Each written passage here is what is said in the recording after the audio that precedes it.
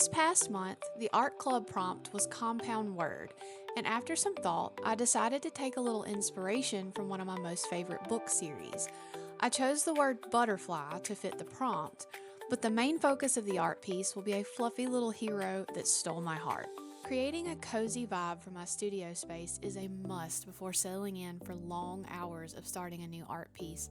I'm such a coffee fanatic, and this Kona coffee candle has become a staple in my art studio. It smells so much like a cafe that it just makes my heart happy. My supervisor, Truffle, aka Little Kitty, judges every detail from her plush throne, and pausing for pets occasionally is required. So let's get started sketching out my idea for this art piece. I started with some very loose shapes to get a feel for the layout and placement of everything. But one thing I've always struggled with is getting the scaling correct the first time. So as you can see, I had to redo because the original sizing was too small. Once I got the head and front paws in, I got a better feel for the sizing of the rest of the fox's body. The main subject is an Arctic fox in a wintry forest surrounded by butterflies. If you've ever read the book series Fae and Alchemy, you know the significance of these butterflies. Once I'm satisfied with the fox sizing and placement, the next step is getting the butterflies sketched in. I want the largest butterfly in the foreground to be perched on the fox's nose. This one will have the most detail, but the rest will gradually get less and less detailed as they fade farther into the background. I don't want too many that they distract from the fox, but just enough to balance out the picture. I use a scrap piece of paper to cover what I've drawn just so I don't get smudges everywhere. I'll be erasing the pencil after inking, but I like to keep things as clean as possible as I go. Now let's start getting some of the background sketched in. I want this scene to have a frosty forest feel, so much of the grass will be sparse and the trees will be darker and bare. I didn't opt for a snowy scene because I just felt that the blue-toned icy vibe fit better. I didn't really want a mostly white piece, and I also think the fox will stand out much better against a bluish background. I go very light with the pencil and low detail for this stage because I want a soft, lineless background with the markers to create a sense of depth. Now the initial sketch is done, so let's start getting more of that detail on the main subject.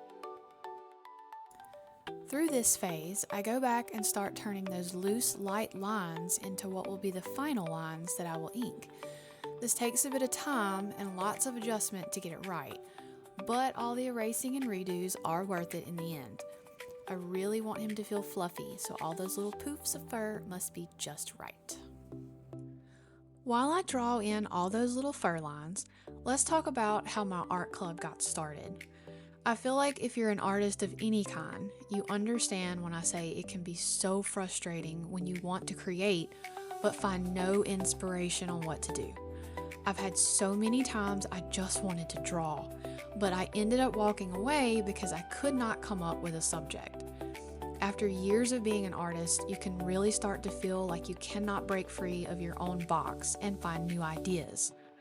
A few of my friends are also artists, and while discussing this one evening of gaming together, one of them suggested, what if we start a monthly art prompt, where we take turns giving the prompt? It would get us all out of our box and create a purpose to work towards. We all loved the idea, and the art club was born. Now that I'm happy with the lines, it's time for my favorite part of drawing, the inking stage. I use Ohuhu fine line pens for most of my artwork, and I just love them. They are so smooth and really do not smudge when I start adding the markers. I've used them for a few years now, and I can attest that they also last a very long time. This is still my first pack, and they have yet to run dry. I gave them a shot after falling in love with the Ohuhu alcohol markers, and I have not regretted it. Every artist has their tendencies, and mine is to be very heavy-handed with my lines. I've always loved that ink pen look and using varied line thicknesses to achieve details. The problem with this is I also have to check myself when trying to create depth. It took me way too long to learn the lesson that the further the object, the lighter and softer the line should be to give that illusion. The closer the object, the more defined. I really have to rein in that desire to line out everything. But I will say, discovering alcohol markers has really helped me with this. I've come to love doing the lineless backgrounds, especially with the markers, and how the softness really accentuates the main subject instead of distracting from it. I try to do the main subject with the dark lines and details first, just so I don't have to think too much about the thickness. I think that's why this is my favorite stage, because I'm not fighting with myself to go lighter. I don't fully complete the varied line thicknesses just yet in this stage, as I like to get in some color with lights and shadows from the markers before deciding where to go heavier with the ink accents. I add some very light lines to the butterflies that are further back than the fox, but not quite at a distance where they are lineless. I will add some lineless ones with the markers later on for further depth. So here's where the fun starts. I'm using the Ohuhu Honolulu alcohol markers for this piece, and I'm starting with a lighter blue to begin creating some of the shadows for his white fur.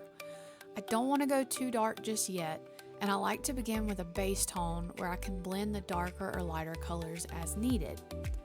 Something I love about these markers is how well they blend. The brush tip is just amazing. It feels just like my paintbrushes, but with ink. I never dreamed I would fall in love with markers of all things, but these have changed my mind.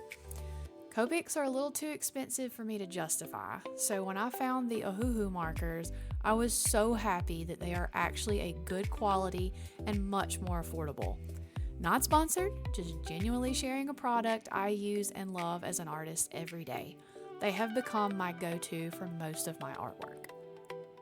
So let's finish getting the base color in, and then we'll move into a darker color for the deeper shadows. As I worked on this layer, I couldn't help but think how grateful I am for such amazing friends that helped reignite my love to draw.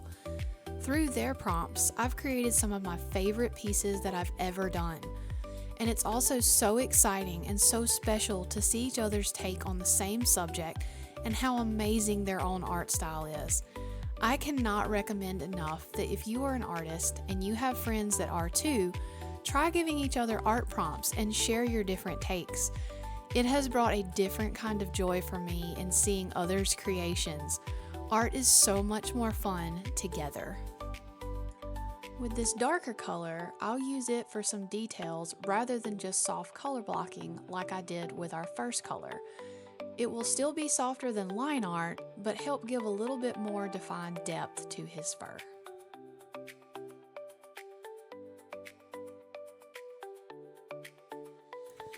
I try to think of how the light falls and where the shadows would be when adding these darker colors. I always like to start with the light color and move to the darker ones because it just feels like I can blend them better that way. The light color is underneath all of it, and I found that I'm able to go back with the lighter tones and pick up some of the darker tones if it gets too harsh. Some colors work better than others for this, but it's been a learning process. I really like to swap back and forth because using the light colors to feather and soften some of the darker ones really seems to work well.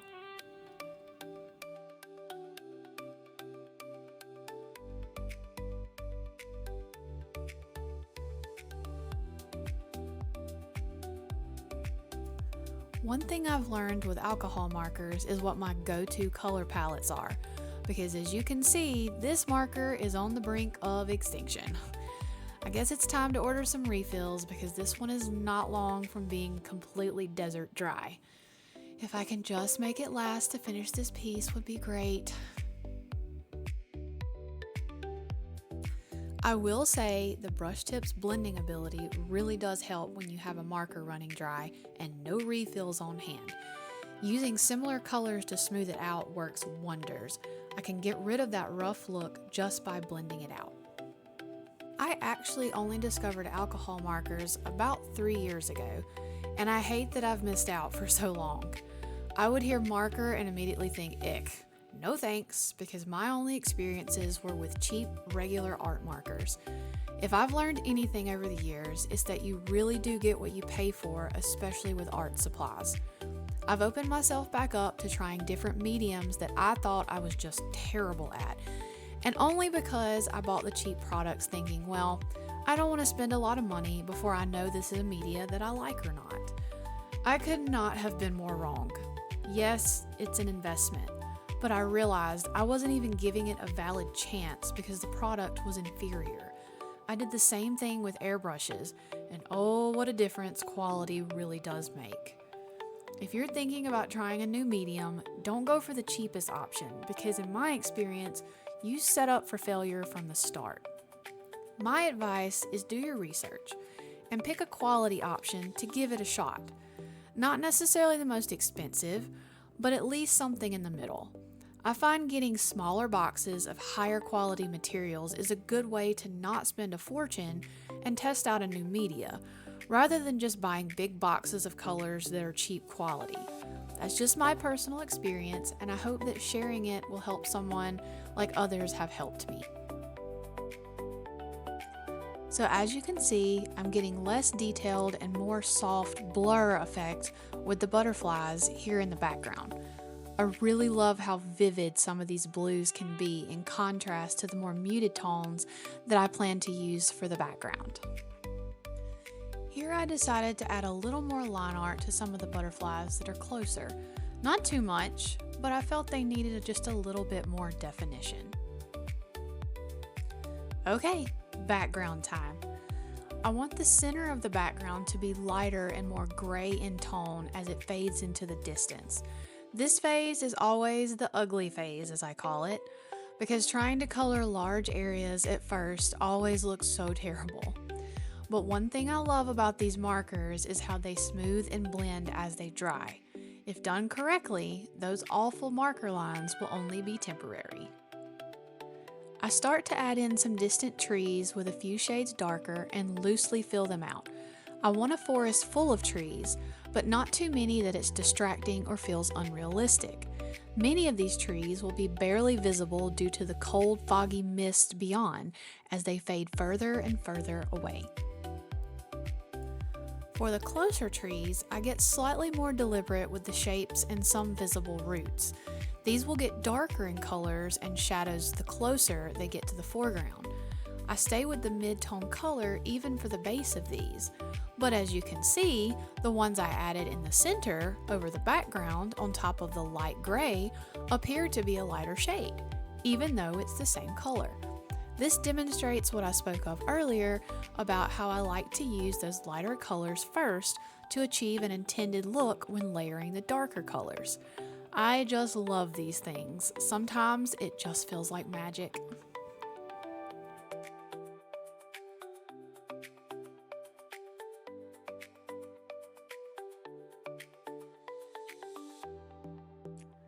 Now I'm adding a bit more of that base gray between and on top of some of the closer trees. I want a bit of distance and a foggy effect, so softening and blending here is a must.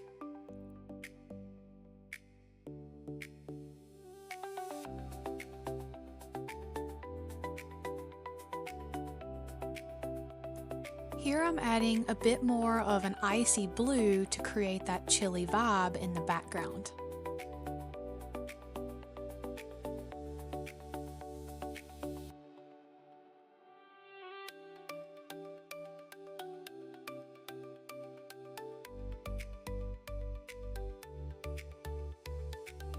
I decided a bit of lavender tone would look really nice on the edges and help frame the scene. Since the trees will be darker on the sides, this lavender will help with that vinaigrette feel. Time for some of those dark, bolder colors I mentioned earlier. I know it looks harsh now, but just stay with me on this one.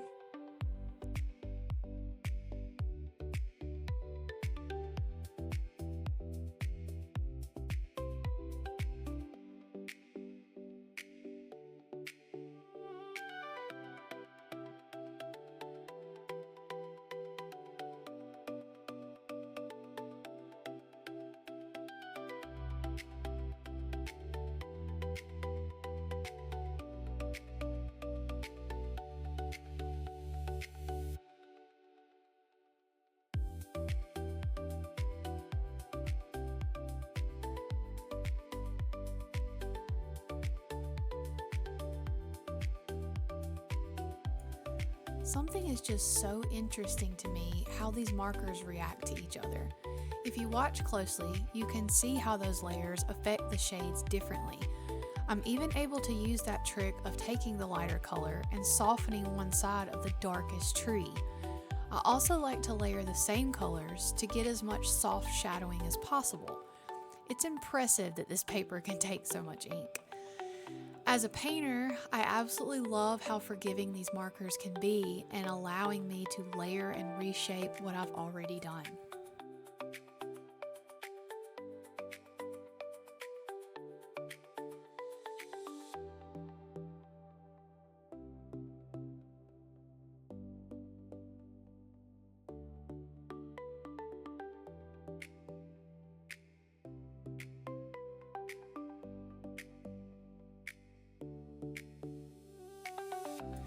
It's time to start working on the underbrush of the forest. I use more of a dotting brush stroke to give a blurry leaf effect and help with that distant, bushy appearance. I don't want too much plant definition since it's in the distance, but we still need to make it feel like it's there.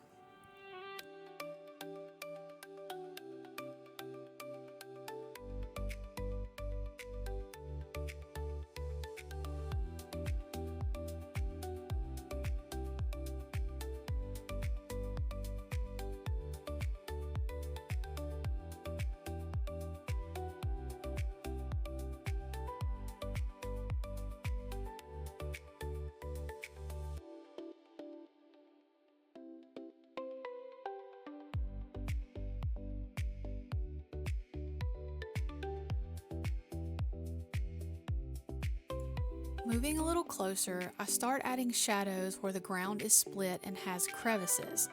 I start with the darker color here because it helps me define the depth and where my layers from back to front will be for this part of the foreground. I also start adding the shadows underneath the fox so that they will blend nicely later when I start filling in the ground colors.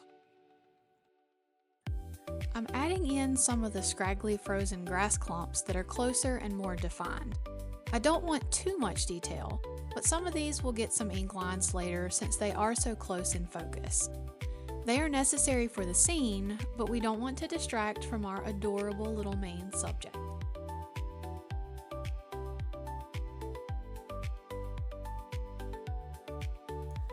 Okay, now let's darken up some of those shadows in the trees and bring more of a three-dimensional look to them.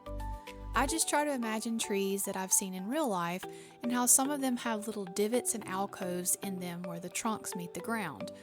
Just keep shaping them until it feels right.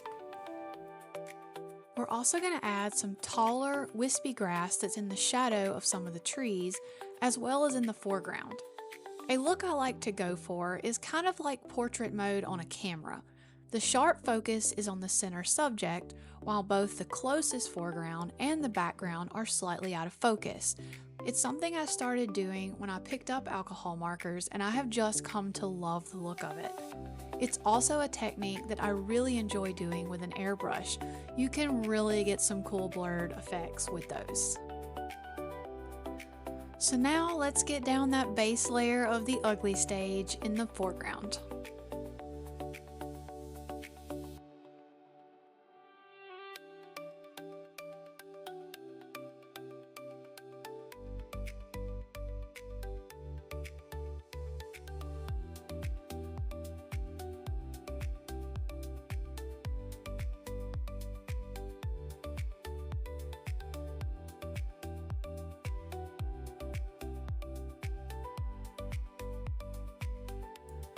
I want to get more of that icy look going here as well, so I reach for my go-to color and start blending it in.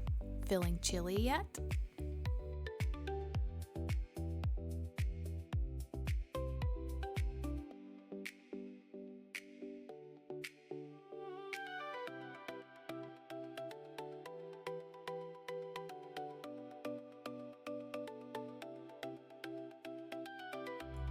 I felt like we still needed some more grass in the foreground, so let's add more and play around with it.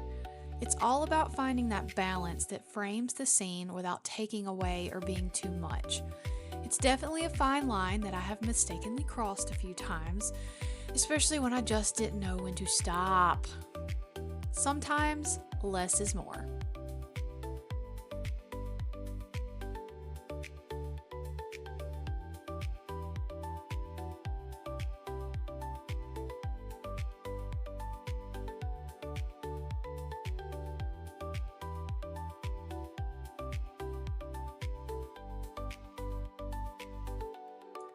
Enough grass for the moment. Let's get some shadowy dirt in those crevices. No forest floor should feel flat, so we need nooks and crannies of uneven ground to give it a realistic feel.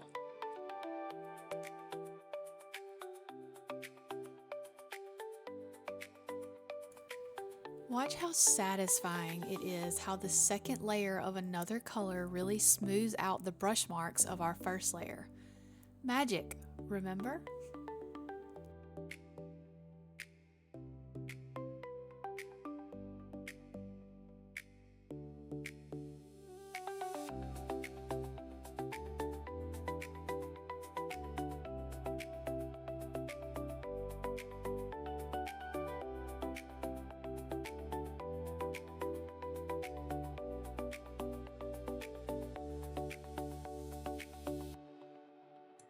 Yes, more grass.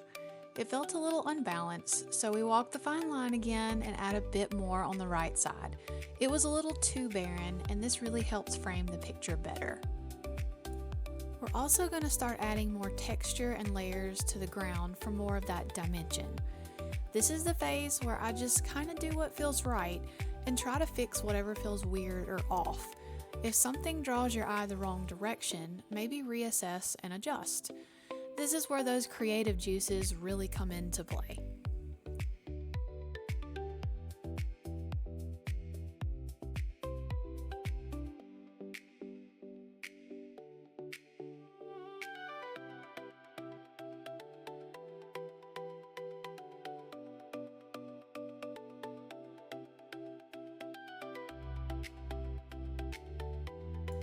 I decided to go back in with a bit more of the gray to help tone down the blue. We want a frigid feel, but too much of a good thing can be a bad thing. Again, this is where I love how these markers work. The gray washes away some of the blue layers to help bring back a bit of warmth and balance. I also realized after filming this segment that I got a little off frame with the picture. So sorry about the bottom not being fully visible, but hey, spoilers, I did more grass.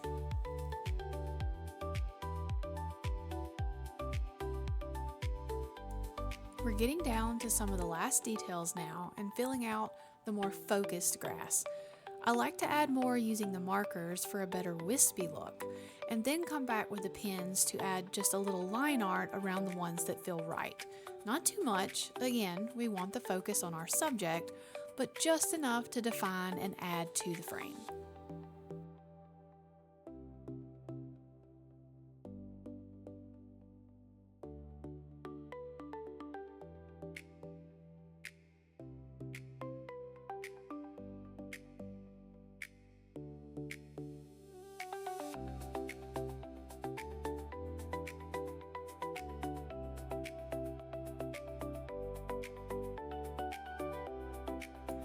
I added a bit more of the lavender to the sides of the background now that most of the picture is filled out.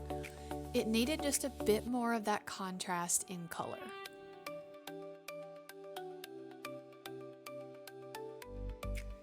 Here I just keep working back and forth with the layers of grays and blues until I find that perfect balance that feels completed.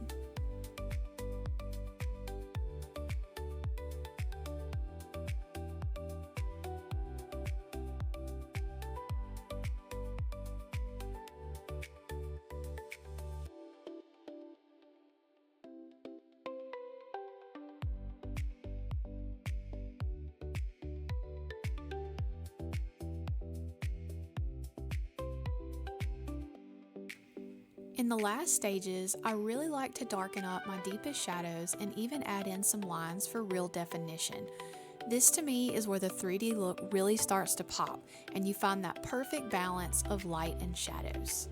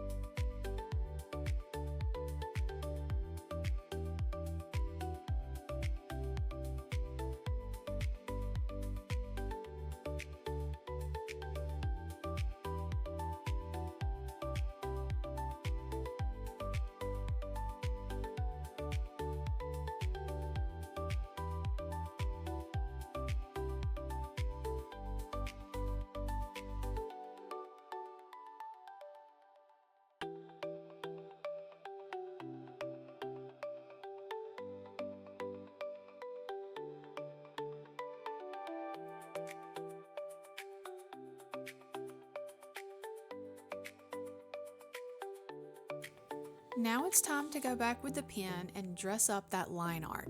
With all the colors and shadows in place, I can decide where there should be a bit more thickness to the lines. Also, little secret, I like to use those lines to hide where the markers sometimes bleed. I don't have this problem often in bigger areas, but in those really small detail places, like the butterflies for example, those really saturated inks can bleed over a bit. I can hide that with a bit thicker line art, sometimes if it feels subtle enough for that area. This is also when I add more details that are finer and weren't originally sketched out. Again, just do what feels right. He needed a bit more fine detail to his fur to really sell that super fluffy look.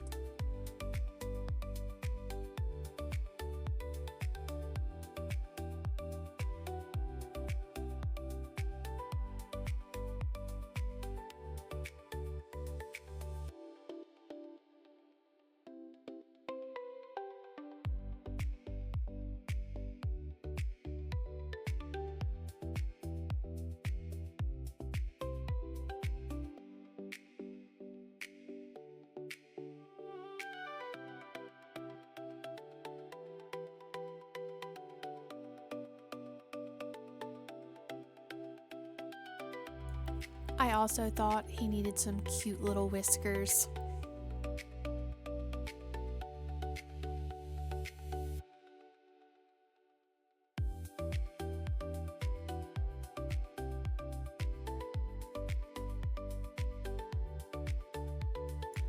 I decided a few more places still needed some darkening up. This is probably where I get a bit too perfectionist, but I just keep working it back and forth until I'm happy with what I see.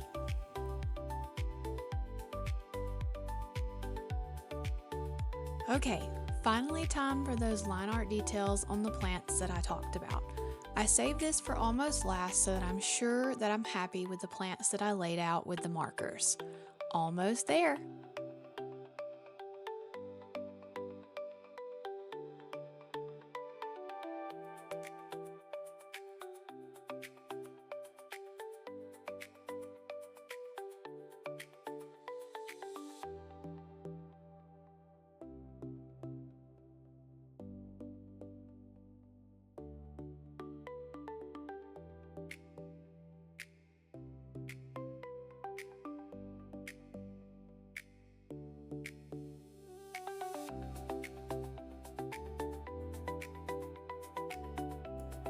I felt that some of the closer butterflies needed just a bit more detail. Nothing crazy, but they were just a little too plain for as close as they were.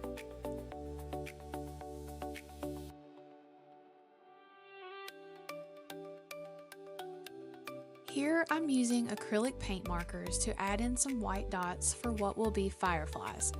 I originally thought about leaving it as snow, but I just love the magic of fireflies in a forest scene. I also felt that the slight color contrast of a yellowish green glow would give that color pop that was needed. I put down the white acrylic paint first and let it dry. Then come back with a yellowish green alcohol marker to add that halo glow effect. Once I'm happy with the glow, I finish them off with a white gel pen and add the white centers back where the glow is the brightest.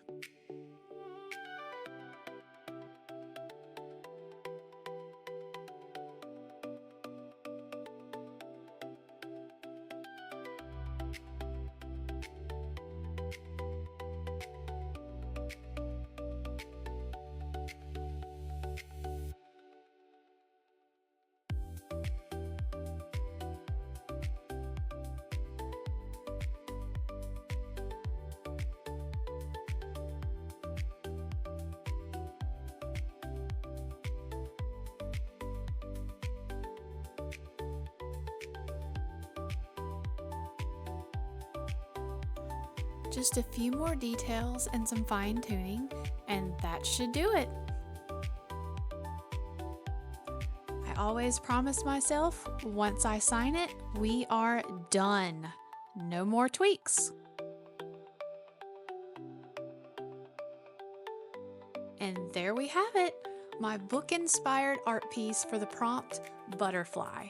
I hope you enjoyed drawing along with me, and I'll see you next art prompt. Thanks for watching.